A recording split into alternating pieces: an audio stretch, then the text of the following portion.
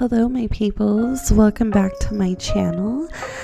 This is going to be a recap now that it's been about a month since World has happened, and I'm just going to go through all the clips that I have with you guys.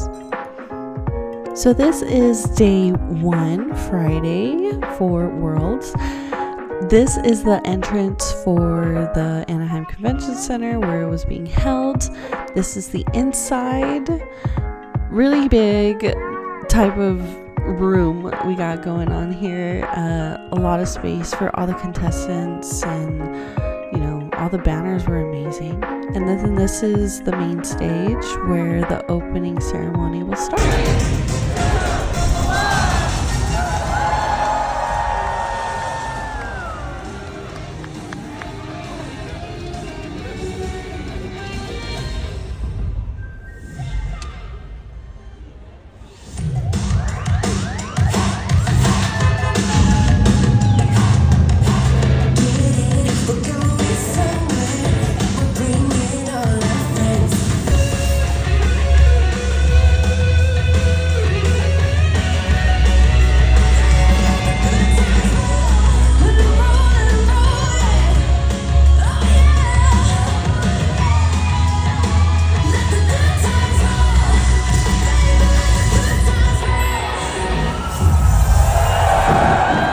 After that video, we also had performances that went on the main stage, and then after that, the CEO, Mr. Ishihara, came to the stage and welcomed all spectators and competitors and wishing everybody luck. After the ceremony, we headed over to Hall C, where the creator hall was, to go see Miraidon. So Miraidon was there. I didn't think I'd ever see Miraidon up close, and it looked amazing. I wish I could see it again. After that, we headed to Hall A, to the Merchants Hall, where they held side events and all the merchants and all the little activities that they had for kids. They had Build-A-Bear and a little bit of photo ops, like with me and Pooh. Love him always. Me and my husband started to make our way around to see all the merchants and what they got. They got Pokemon cards and lots of sitting plushies, which I did buy, yes. And we also had a time to do the Pokemon ZA demo, which was great. I'm getting it, obviously. And right after that, there was an opportunity to take a photo with Pikachu. Look at him. So cute. So animated. I love him. After Pikachu, we ended up heading to Hall D, where the Pokemon Center was being held, and we had a time slot for, I believe, 10 o'clock. So we had a time slot for Friday, and we also had a time slot for Saturday. This is Saturday's video footage that I was able to get, because Friday I was just way too excited. And I was just wondering how the lines were working, because the lines were, I would say, organized by this time, but it was still a lot of waiting and kind of thinking, oh, like, when are we actually going in? But it went well, I would say. So as we're making our way inside, I'm kind of plotting and planning to see, okay, which side am I going to first, since I already kind of know the layout. And I definitely wanted this one Pikachu sweater that was like a mustard yellow, but they did not have my size. All they had was a 5X, and I definitely was not getting that. So in my true fashion, I went straight for the plushies, because I knew they were going to be available, and we need more sitting cutie plushies and soda pop plushies, because I love them so much. And of course, we got some exclusive merch as well. And since we had a little bit more time, we were just kind of looking this day, I ended up taking some photo ops, because why not? And after we gathered all our goodies, we went to the line and started the checking out process. Since this was Saturday, I only had one bag. Friday was definitely more than one bag. I had my husband carrying a lot of stuff, which was kind of sad on my part. But honestly, he didn't mind. Oh, he's great. This was actually our haul from Friday's Pokemon Center purchases. This is just an overview. Like, I got the statue, the playmat, folder, and I did end up getting the jukebox. I'm so happy about that one. This is the only double deck box that we did get. I didn't think that I was gonna use it, but I probably could have used it with like my pencils and stuff. We also got a water bottle, just one. I didn't end up picking one up for myself, so this is my husband's. This is also my husband's sitting cutie. I just thought Hydreigon was funny. I actually got the Totodile sitting cutie and the Suicune sitting cutie because those are my faves. And I got a figure, the exclusive figure from This Worlds.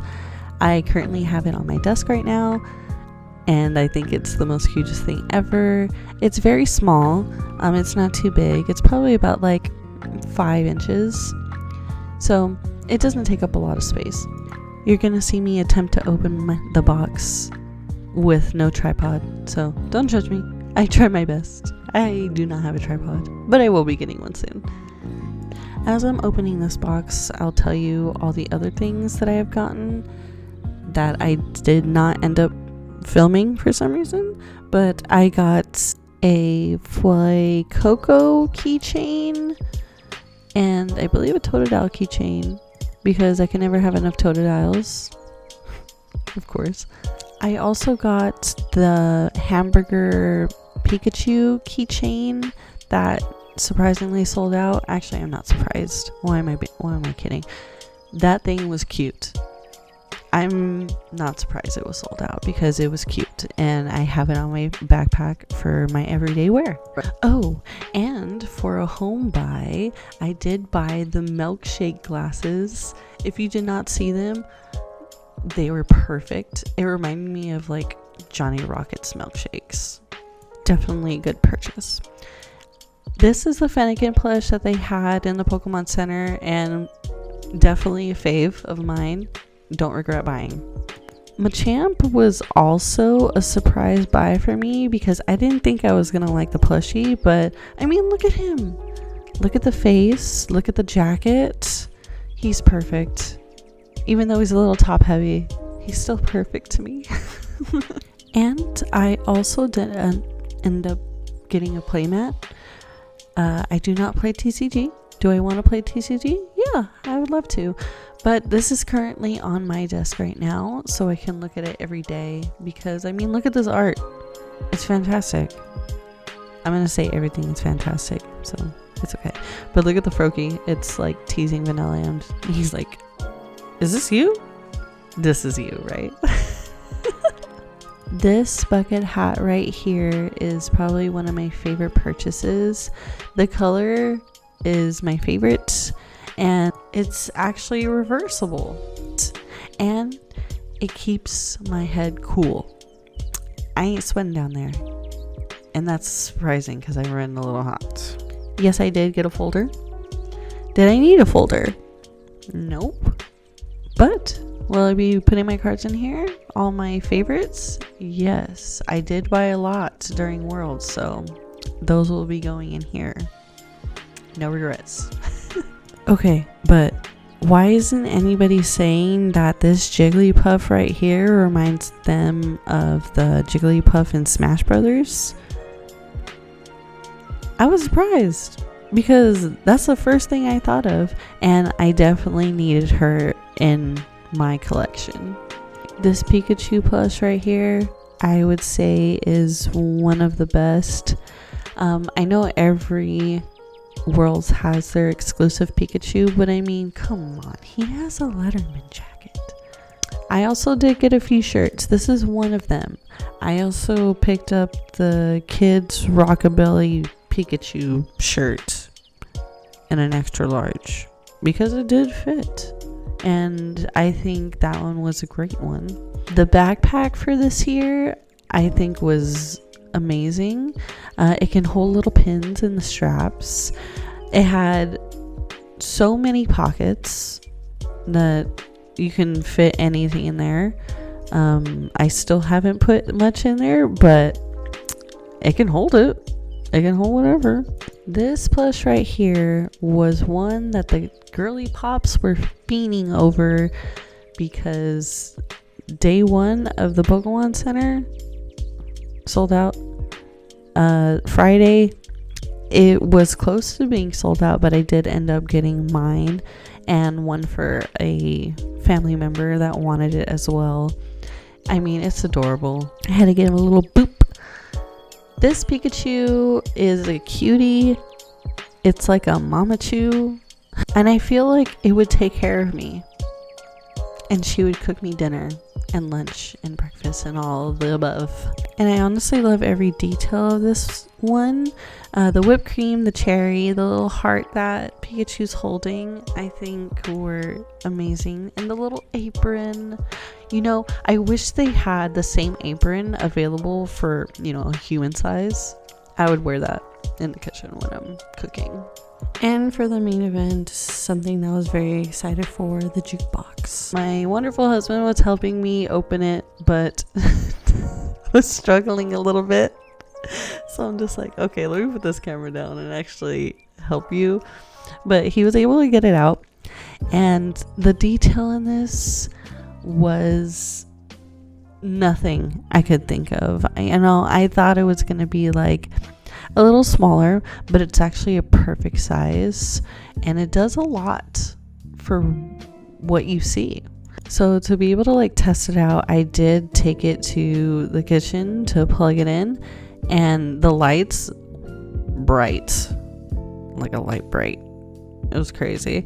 On the inside, there's like little prints of Jigglypuff, Pikachu, Toadstool, and Fennekin, which I thought were an amazing touch.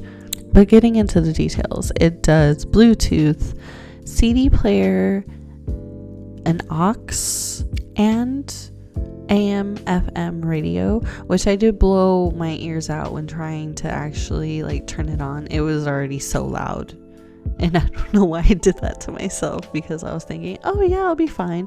But my husband's like, oh my god, it's so loud, so he's trying to like help me fix it. Getting back into the plushies, this is a Gen 2 favorite of mine, Politoed. I thought it was adorable. I like the like pastel colors that it had, and the little hair tuft that he had on the top of his head was so adorable. And of course, I had to get an Evolution. They did not have Jolteon there, so I went with Glaceon. Glaceon is one of my faves. I would say very close to Jolteon, but as you can see, I had trouble keeping it standing up, only because I was trying to pet it, so that's on me. But yeah, that's the haul. Going into day 2, me and my husband decided to walk around and take a couple photo ops for ourselves. And after the time taking photos, we were walking around, and somehow day 1 we missed the Smeargle wall, but you know, we made it up for day 2. And I would say this wall was so creative. I loved everybody's art that was on there. I think everybody drew amazingly. I mean, do you see this Lugia here? Look at how big that is. The detail of it with just one color, and then me struggling to make the Totodile that I decided to make with like 4 different colors. But yeah, as you look at it more, you see little Whoopers, you see Rotom, there's Dragonair, some Dittos, a Rowlet. Somebody also drew Raikou, and I'm sad I didn't get a recording of it because that also turned out very nice. There are a couple of Goomies, Jellicent. Surprisingly, not a lot of Pikachus. I even see a little Joltik on top of Lugia's neck, straight up on his neck. But I think this was a great idea for everybody to just kind of put their artistic style on the board and, you know, make memories. And I believe that they reset it at the beginning of every day, so the fact that it's already filled up this early is crazy. So after the Smirker Wall, we decided to go through the video game museum that they had going on in Hall C. We saw every video game, which I do have, and every console that it came out with. I think this was a great idea. On the little slabs that they had for every stand, it just told you what type of console it was and where it came from, pretty much. Part of me wishes that they give their side games more love too, because they were also great. But after this, there was so much more to see. They also had other exclusive Pikachu plushies that they sold at other Worlds events, and those were also displayed. They also had card trading, pin trading, autograph signing, meet and greets. They also had an area that people can do arts and crafts if they were able to, and I would say that they definitely had a lot of photo ops. And next we were able to go to the museum that they had in that same hall. They were showcasing the cards from White Flare and the Black Bolt set, and I honestly feel like all of these arts were amazing. I feel like how they displayed these cards were great, and it didn't feel like everybody was on top of each other, so it was pretty well spread out. Just seeing it all up close and not on like a 2x3 cardboard slab was great. I think being able to see all the art like that blown up, I think just made it 10 times better. I mean, look at that. The N. Oh, you know everybody likes that card. Everybody's going for that card. Look at him. Fantastic. All the other trainer cards were also great. Can't say anything more. The Reshiram and the Zekrom cards were also a very nice texture, and seeing it blown up was great. We also took pictures in front of the Mega Pokemon cards. Yeah, me and my husband thought it was a good idea, so we took a picture in front of the Lucario and the Gardevoir cards. I don't know why. We just thought it was a good idea, and it was. Can't lie. After our little adventure in Hall C, we made our way to Hall B because we heard a whole lot of commotion and we were kind of wondering what was happening. It ended up being the Unite match that Luminosity was playing right before the semifinal matches, and the crowd was amazing, the energy amazing, all amazing. I would go back and watch that game again because it was great. So after waiting for a little bit before the semifinal match between Luminosity and Peru started, we were kind of waiting. There was a lot of standing, but we were finally able to get seats, and we had a really good view. Even though we were like in the back where the camera couldn't see us, it was totally fine. We were just glad that we were able to grab some seats. You never know how much hype a game has until you actually watch a match in person, because I'm a Unite player myself, and I never thought I would be sitting in a crowd watching the semifinals for Unite. It gives you that energy of like, yeah, I would want to put a team together and get to this point, but you know, as a casual player that does comp, then nah. And honestly, I'm a little too nervous to put something together.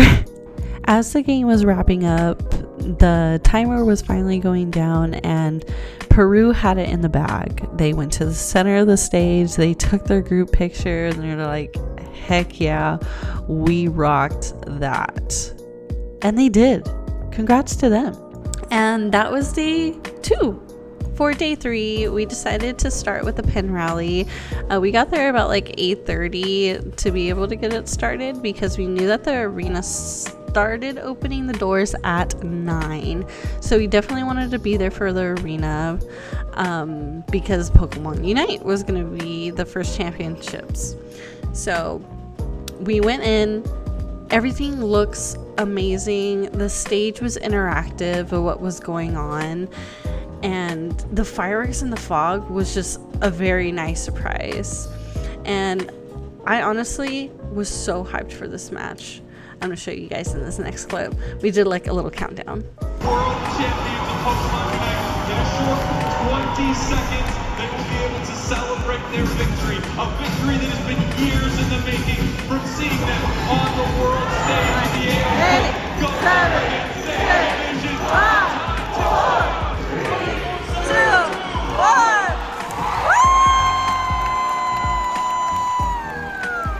1. Crazy. Me screaming, of course.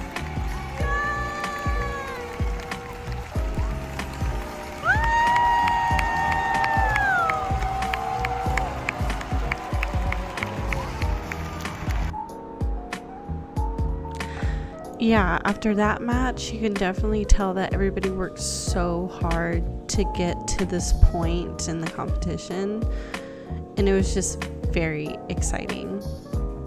And congratulations to Peru for winning the World Championship. So after the Unite finals, we went back out into Hall B to look at the trophies, meet creators, take some more photos, and also finish the pin rally, which took a minute, I would say, but we were able to get all the pins except for the Murkrow pin because all the creators have ran out, so no luck there, but it's okay. After getting a little food also, we decided to go back into the arena because it was about 2:30 at this point, and we had wanted to watch the TCG Masters finals. And I would say after that finals match, they sent out a notification that's saying the arena's full, nobody else can get in. So I think we were very lucky at the time we decided to go back to the arena.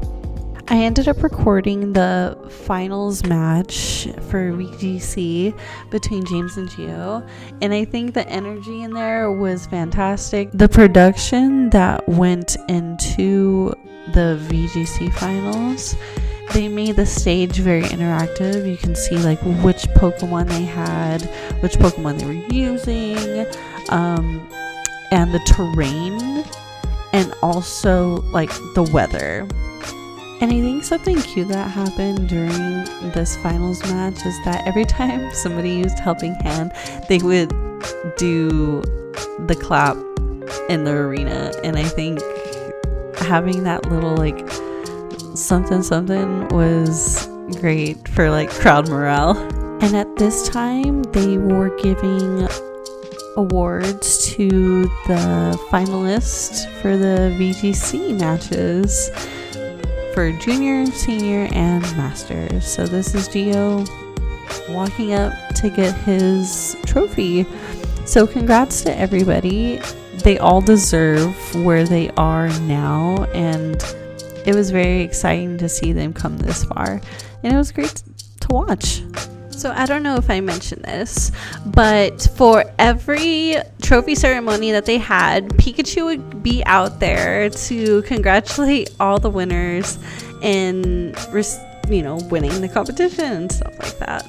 And directly after this, the closing ceremony started.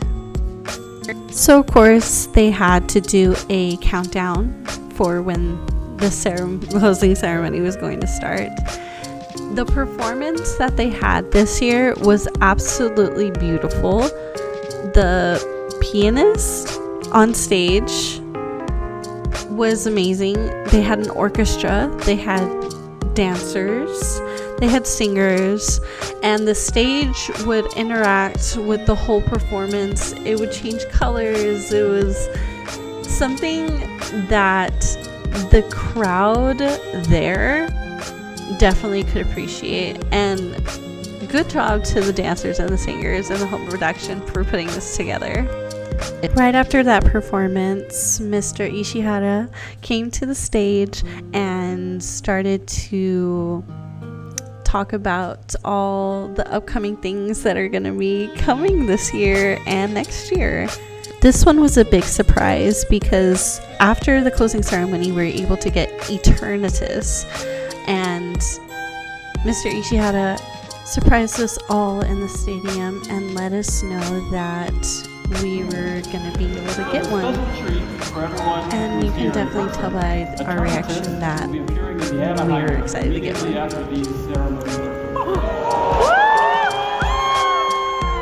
After that announcement, they decided to do an announcement for Pokemon Pocket, and here is that.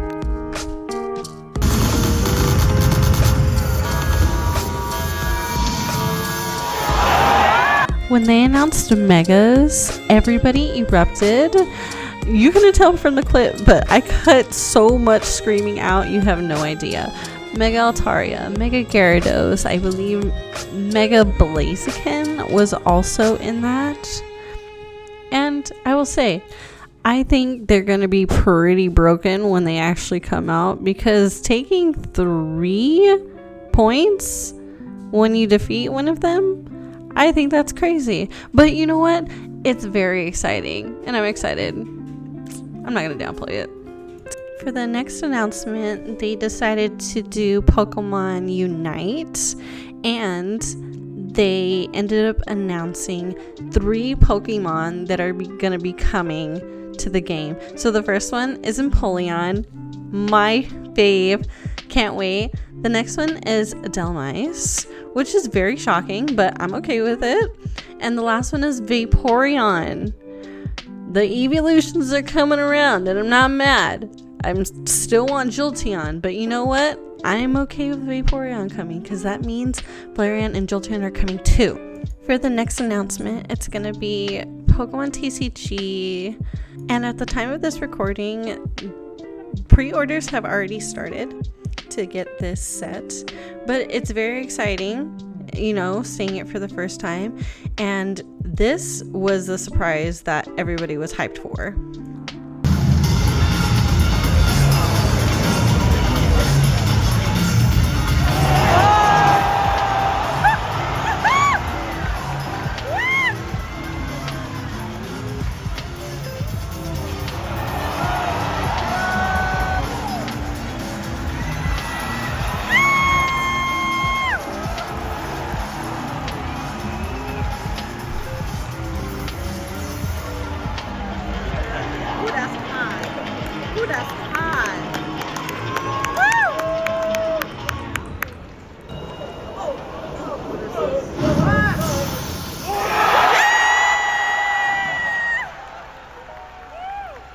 I mean, can you tell that everybody was super excited?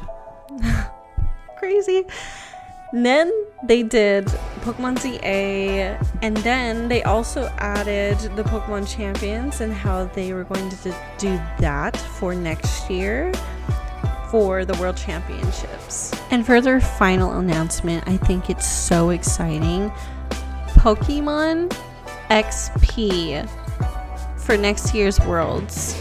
I believe it's going to be like a convention style type thing. At least that's what the website says. At this point in time, the tickets have been delayed for registration, so we'll see when that comes out, but it's super exciting. I'm definitely gonna be getting my tickets. Me and my husband are going, so we will see you, San Fran, next year. Yeah, how exciting. But yeah, that was Pokemon Worlds 2025, my experience, all the creators that I met. Shout out to Nexus and Princess Diana. But yeah, I love you guys so much. Thank you guys for watching, and I hope you guys have a fantastic day. Bye.